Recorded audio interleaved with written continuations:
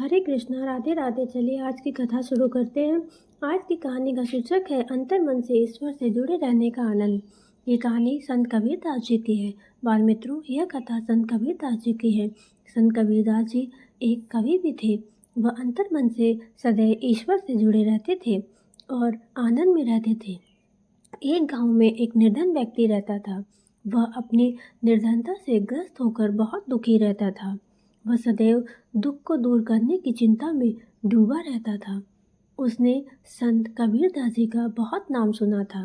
संत कबीरदास जी एक महान संत भी थे तथा उन्होंने अपने मार्गदर्शन से अनेक व्यक्तियों के दुखों को दूर किया था।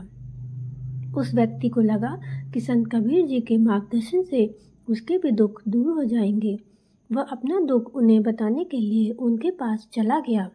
वहां जाकर उस व्यक्ति ने देखा कि संत कबीरदास जी का घर तथा उनका रहन सहन अत्यंत ही साधारण था। यह देखकर वह व्यक्ति चकित रह गया। उसे लगा कि इतनी साधारण स्थिति में भी संत कबीरदास जी आनंद से कैसे रहते हैं। जब कबीरदास जी उसके सामने आए तब कबीरदास जी का उसने वंदन किया और नम्रता से उसने कहा कि महाराज जी, मैं अपनी गरीबी और निर्धनता से बहुत दुखी हो गया हूँ। कृपया मेरे दुखों को दूर करने के लिए आप मेरा मार्गदर्शन करें। संत कबीरदास जी ने उस व्यक्ति को अपने साथ आने के लिए कहा। उस व्यक्ति को यह समझ नहीं आ रहा था कि मैं तो यहाँ मार्गदर्शन के लिए आया हूँ और कबीरदास जी मुझे घूमने के लिए और घुमाने के लिए लेकर जा रहे हैं। फिर भी वह उनसे कुछ नहीं बोला। वह चुपचाप कबीरदास जी के पीछे पीछे चलने लगा। घूमते घूमते संत कबीरदास जी एक कुएं के निकट जाकर रुक गए। उस समय पानी के नल नहीं होते थे। लोगों को कुएं अथवा नदी से पानी भरना पड़ता था। सड़कें भी ऊबड़ खाबड़ गड्ढों वाली अथवा पथरीली होती थी। उस कुएं पर कुछ महिलाएं कपड़े धो रही थीं तो कुछ महिलाएं मिट्टी के छोटे छोटे घड़ों को पानी से भर रही थीं।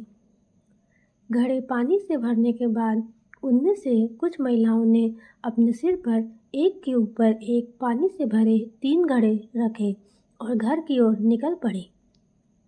मार्ग में वे आपस में बातें भी कर रही थीं। कबीरदास जी ने उस व्यक्ति को यह दृश्य दिखाया और बोले, सिर पर पानी से भरे 3 घड़े होते हुए भी वे महिलाएं कैसे बातें करते हुए जा रही हैं। उन्हें इस बात का भय नहीं है कि घड़े नीचे गिरकर फूट जाएंगे। चलो हम उनसे इसका कारण पूछते हैं।